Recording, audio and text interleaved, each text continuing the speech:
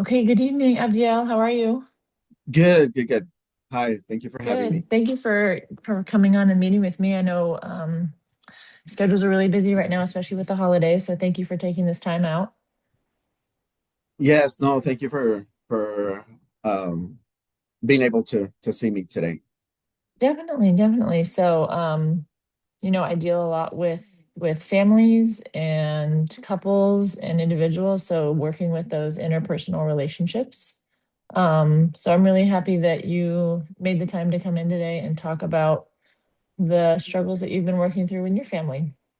So I Yes, wanted to thank wanted to praise you for taking the first step and coming in and seeking guidance and seeking help. That's always really important. And you should be proud of yourself for that. thank you. Yeah, it was a struggle to Mhm. say the truth about coming into therapy. It's the first time. And so it was to say the least, a big step. I've been having this issue practically all my life. And at some point, I even thought it was normal. I Mhm. normalized the situation that I have at home, and so it wasn't until now in my elderly years, now that I have daughters myself, that I've realized that it's not a good situation. Um, and just to give you a little background, my mom passed away very young, and so that left my dad and my sister and I alone, living alone.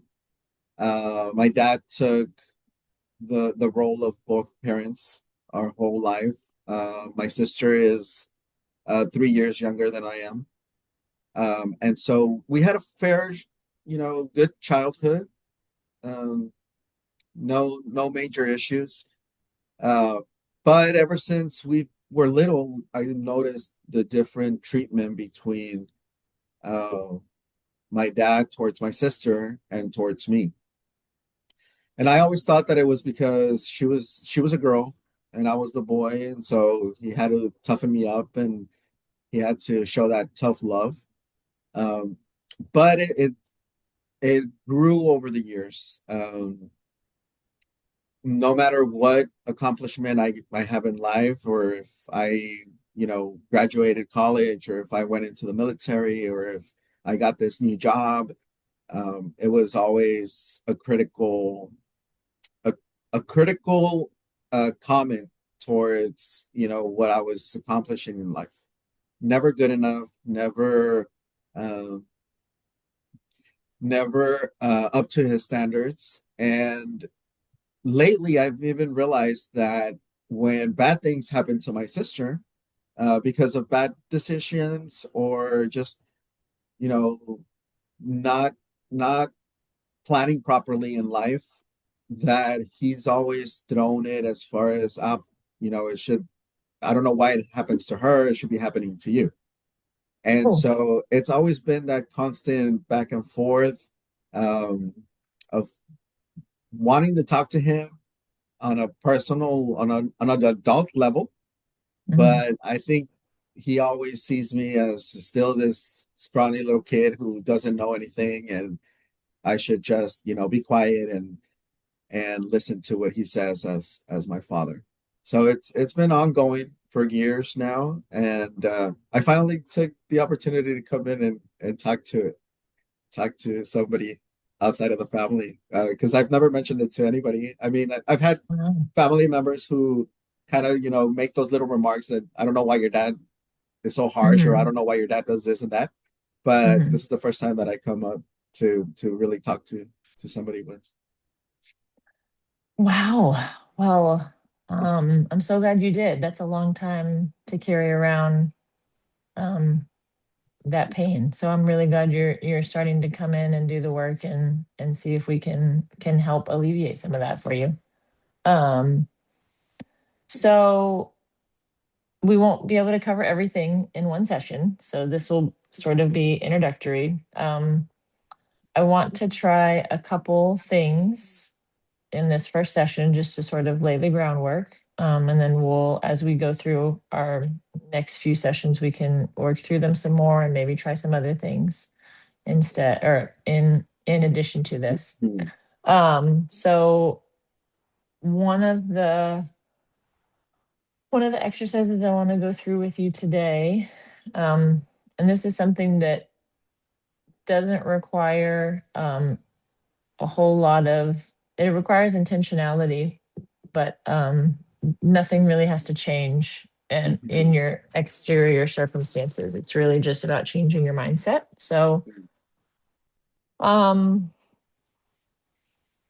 we don't want to we don't want to diminish any of your pain because it's very real and it's very valid, and having carried it around for so long, it has definitely had an effect on your outlook and how you move through the world. So we don't want to ignore it and just push it to the side and say, that it doesn't matter, or you should grow up and move past it because Mhm. it happened so long ago. We want to acknowledge that. Um, but I think if we could just look at it from a different point of view, and even though from your perspective, your father's would say, I don't know, aggression is the right word, or just, hostility. Mhm. It might not be about you exactly. It could just be for the hurt that he is carrying inside of him. Mhm. So it's really, he has I'm assuming he hasn't gone and spoke with anybody about, his wife passing away at a young age. I No, don't no, know, but no. I'm assuming, We're yeah. we're a Mexican family, so Right. to us, it's like, you know what? The word depression is get a job and start doing something because obviously Yeah. it's you being lazy and so that's his mentality as far as talking to a therapist and getting that Right. help. But I can see what you mean about him portraying that inner hurt uh, over and using that hurt or you know not being able to work through that hurt that he has and portraying Mhm. it out on me. So yeah, I can definitely see that. Yeah. So if you can start to sort of detach yourself from his emotion, that might help Mhm. you not hold on to it as much and just say, like, this is his pain that he's got to manage, and I've been his emotional punching bag, but that Mhm. doesn't mean that I have to accept and harbor those emotions inside of me. So if you can just start to Definitely. see it from another perspective, that might help, at least in the short term, alleviate Mhm. a little bit of the negative emotions you may be feeling towards that relationship or that aspect of the relationship. And then if you would like to work towards communicating with your dad about this ongoing issue you guys have in your relationship, there's a technique that we use. It's called iMessaging. So it again gives you the ownership over the emotions that you're feeling in a situation. And so rather than giving all of the power towards the other person in the relationship, in this case, your father. So what we would say is we would say there's sort of three parts to the iMessaging. So the first part, you would say, I feel this emotion when you being your father, when you do this, because this. So sort of laying out how what your response is to his action. So if Mhm. you wanted to practice it right now, we could sort of workshop a sentence or two that you could say towards him that might help communicate clearly the emotions that you're feeling whenever these sort of interactions occur. Yes, yeah, that'd be great. Because often, uh, and I think it's something that I've always wanted to tell them, but never have been able to. It's hard.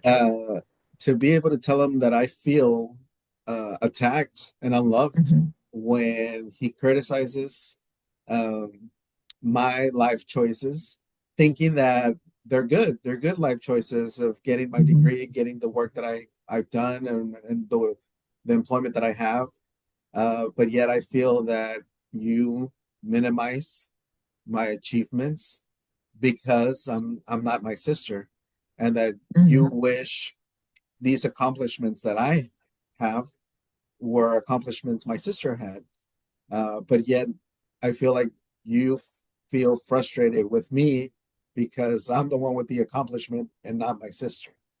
Mhm. Uh, and so, yeah, I definitely, it would definitely help have more of those type of conversations and be able to express all that with him. That's great. That's great. Yeah. And if you ever worked up to wanting to bring both of you in together at the same time, I could definitely help facilitate those conversations, and that we could sort of create a foundation of constructive communication between the two of you. That'd be great. That'd be great.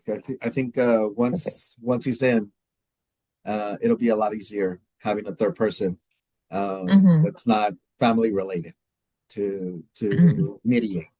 Definitely. Perfect. Well, thank you so much for coming in. Thank you, Miss I'm Julie. excited to continue working together. Thank you so much for the help. Thank you. Yes. Have a good evening.